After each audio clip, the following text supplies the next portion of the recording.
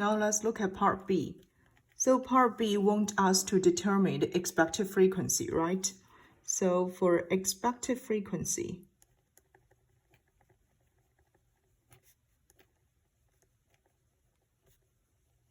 do you still remember the formulas to compute the expected frequency? Let me just write it down. EIJ will equal rho I total times column J total divide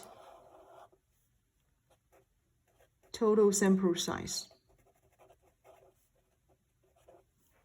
Okay, so for this data set, we can treat this one as row 1.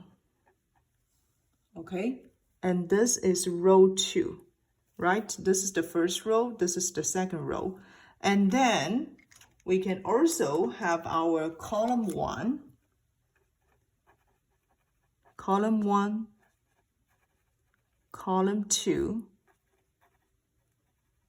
column 3, because we have 3 columns, shows the 3 different grocery store, right? 3 different shopping locations. And then the row 1 and row 2 shows the different genders, okay? So based on this, then we can get the expected value. So for example, I will just write down the female here, okay?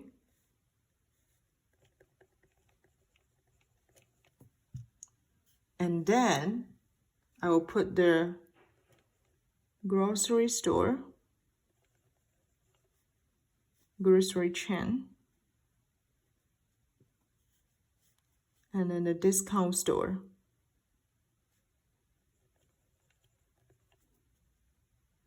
This will be our discount.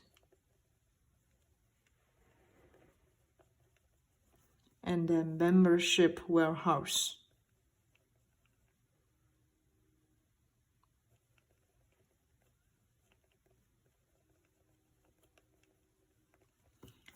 So how can we get the expected value for this cell?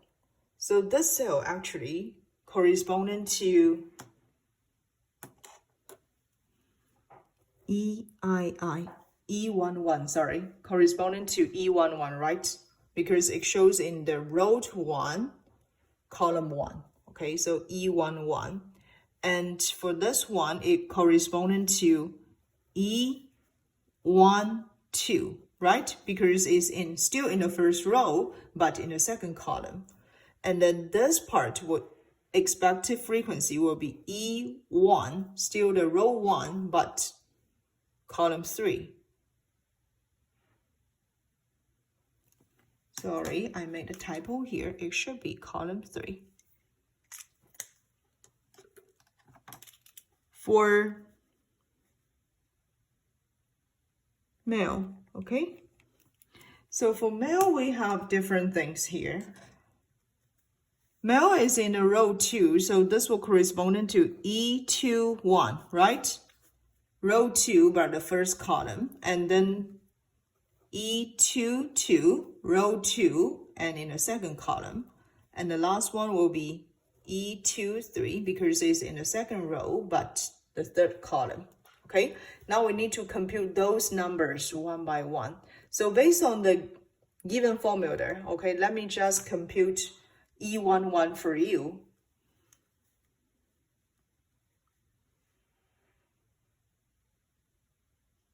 E11 will equal to row 1 total, right, times column 1 total, divide the total sample size. So we can just put the numbers into this formula, okay? Row 1 total will equal 410, right? This is the total number for row 1. Times column 1 total. So column 1 total will be 310.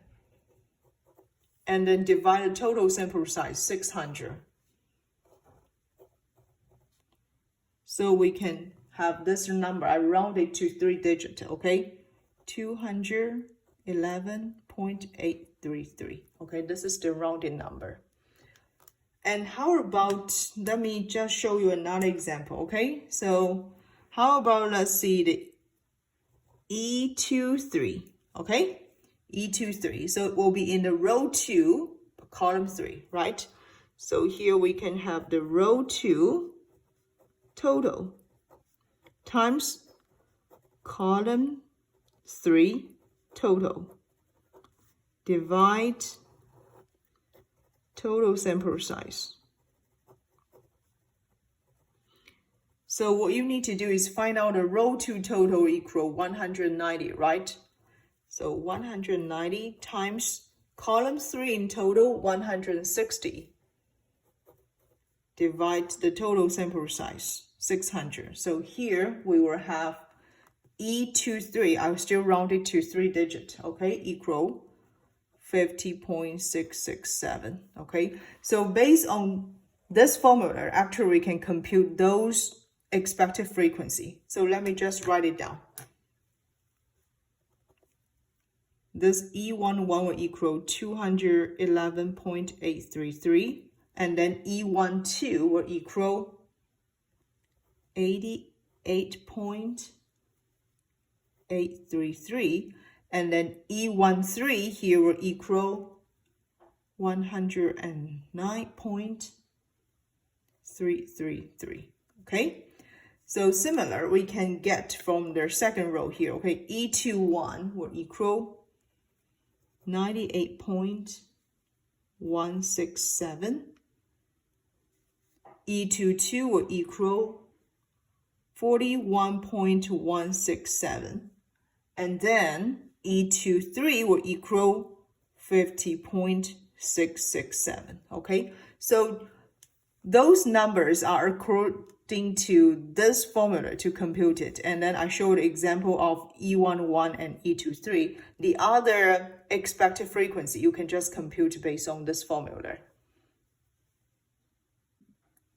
Now let's look at part C.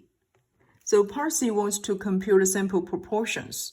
And as far as we know that P1 represents for the proportion of females that shopping in their grocery chain, right?